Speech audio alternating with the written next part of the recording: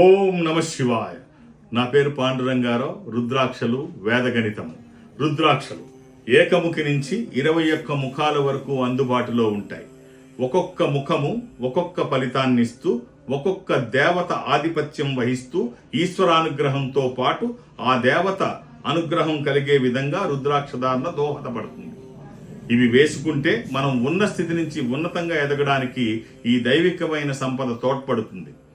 మీరు ఎన్ని ముఖాలు కలిగిన రుద్రాక్ష ధరించాలి, ఏ రుద్రాక్ష ధరిస్తే మీకు అది ఉపయోగపడుతుంది తెలుసుకోవాలనుకుంటున్నారా?